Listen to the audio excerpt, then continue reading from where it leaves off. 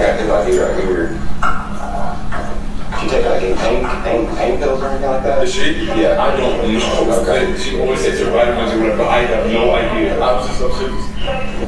I don't know if she but I guess went to take a shower. And that's it. I was knocked out. Around what time was that? That's what I'm trying to figure out. Did you work last night or? No, it wasn't. Okay. What if I told you that a former NFL player used artificial intelligence to try and get away with murder?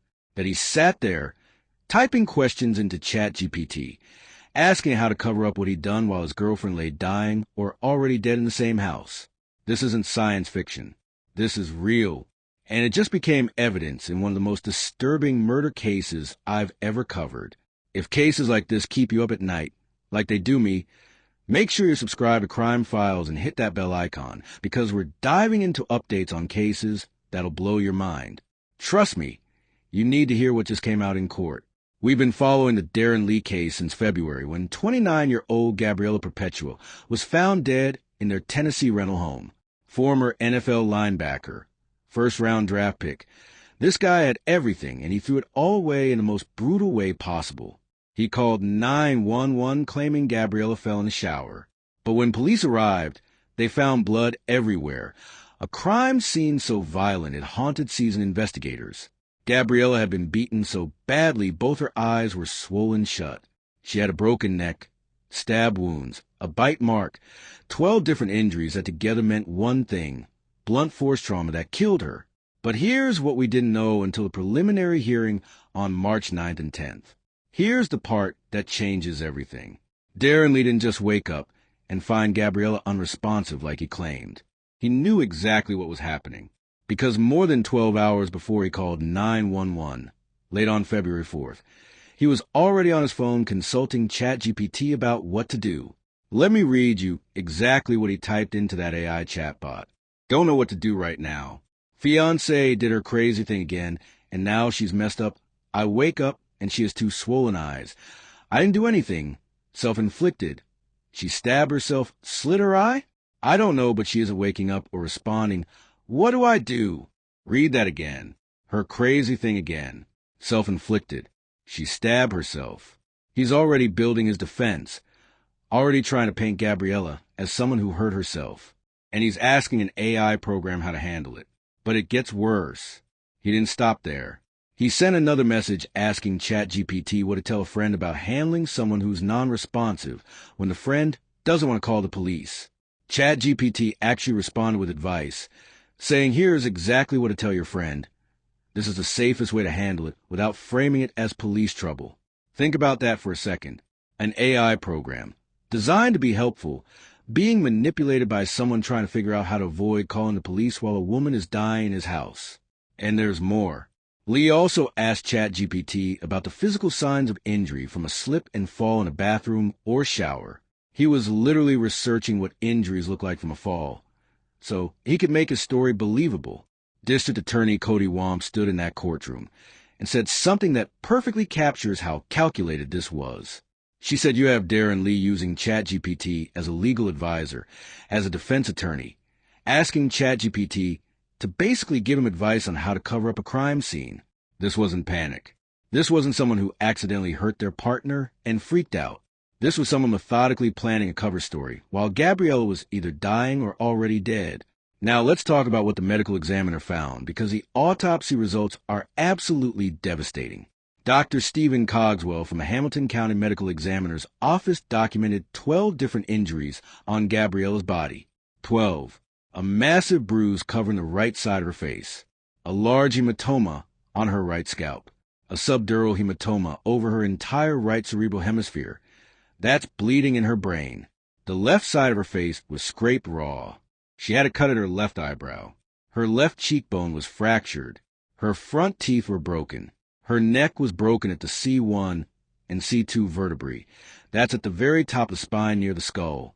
Multiple shallow stab wounds on her chest and left thigh, and a bite mark on her left shoulder. The cause of death was multiple blunt force injuries. But here's something even more disturbing that came out during the hearing. Gabriella had stab wounds on her legs while she was wearing pants, but those pants had no cut marks. That means someone put her pants on after she was stabbed. After, let that sink in. Why would you need to dress someone after they've been stabbed unless you're staging a scene? And District Attorney Womp argued something in court that's been haunting me. She said it's possible Gabriella suffered violence for multiple days before her death. Multiple days. This wasn't one fight that escalated. This could have been ongoing torture. The crime scene was described as a different level of sinister. Blood going up the staircase, on handrails, on walls, pooled on floors, in every single room, including inside a vehicle in the garage. A shattered microwave. Drag marks showing someone tried to move her body. Evidence that blood had been cleaned from several areas. This was prolonged, brutal, and then covered up during the preliminary hearing. Prosecutors played police body camera footage from when officers first arrived. What's with all the broken stuff in there? The glass just shattered because we left the window open, and so when it got warm, we reheated into the house. It just like exploded. So I was just cleaning that up. So that was before I was falling asleep. Okay. I thought she was gonna come down and like finish it up from the dustpan, but I come back down, and then this is what happened. You can hear Darron Lee describing the moment. He claimed he found Gabriella unresponsive. He says, "She wasn't saying anything, and that's when I called 911 immediately. And I was like, what is going on? I was asleep for a long time." He told deputies, "I don't know. I thought she would have said something, but I have no idea. I was upstairs." But we know now that's a lie. We know he was awake late on February 4th, consulting ChatGPT. We know there was a 24-hour delay between those ChatGPT messages, and when he finally called 911, detectives testified about using Blue Star technology in that house.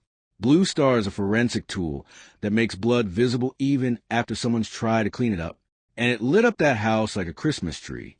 Blood everywhere. Evidence of extensive cleanup attempts. This wasn't someone who found their partner after an accident. This was someone who knew exactly what happened because they caused it, and then spent hours trying to make it look like something else. Judge Torrey Smith heard all of this evidence, saw the ChatGPT messages, listened to the autopsy findings, watched the body camera footage, and she made her ruling.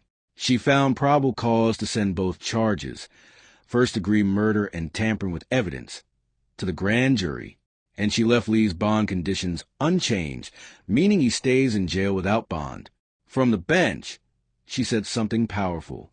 She said, "I'm even more convinced now that the offense was especially heinous, atrocious, or cruel, and that it involved torture or serious physical abuse beyond that necessary to produce death." Torture, that's the word the judge used, because that's what happened to Gabriella. She was tortured, and this is the first known local homicide case where ChatGPT has been used as key evidence.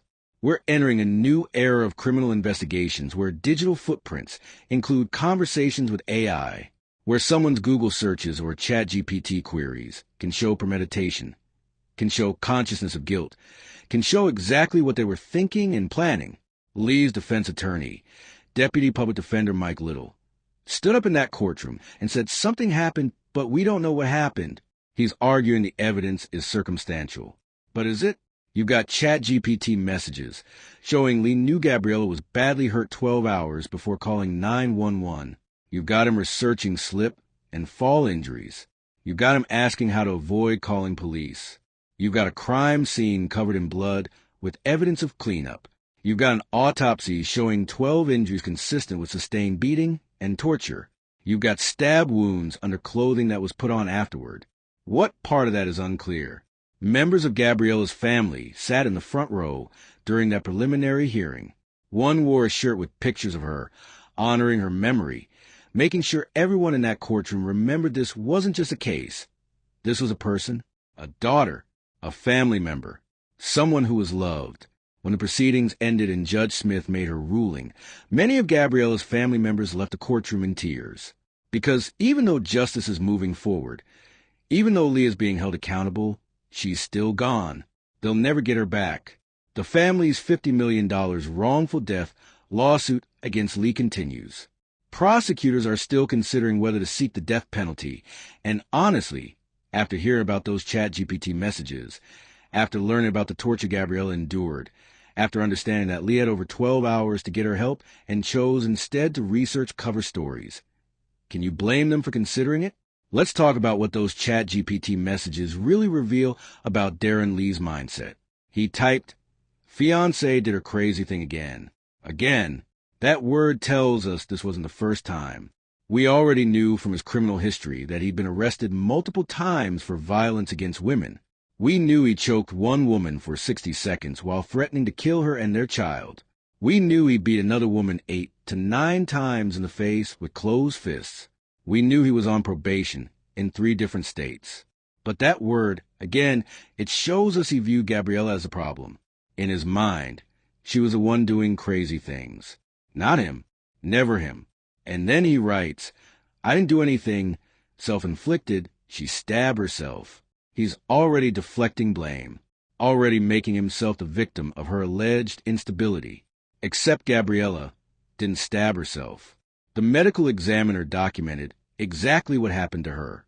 Someone beat her so badly her brain bled. Someone broke her neck.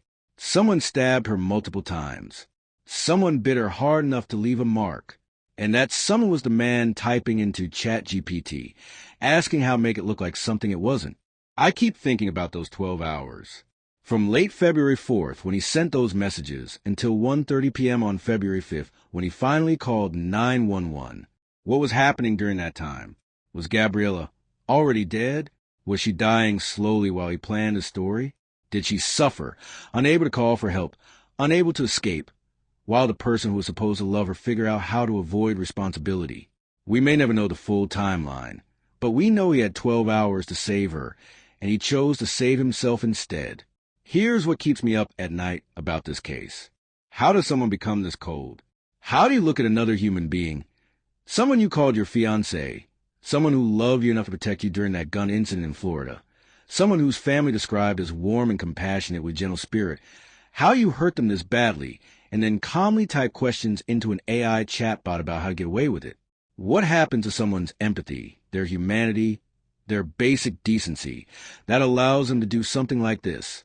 And here's the bigger question we need to ask ourselves. This is the first known case where ChatGPT was used as evidence in a homicide, but it won't be the last. As AI becomes more integrated into our daily lives, as people turn to it for advice on everything, how do we prevent it from being weaponized by criminals? How do we ensure that tools designed to help people don't end up helping people commit crimes? If this case made you think, if it made you angry, if it made you wonder how we stop violence like this before it's too late, leave a comment, hit that like button, subscribe to Crime Files, because we're not just covering true crime, we're asking why it keeps happening. I'll see you in the next one.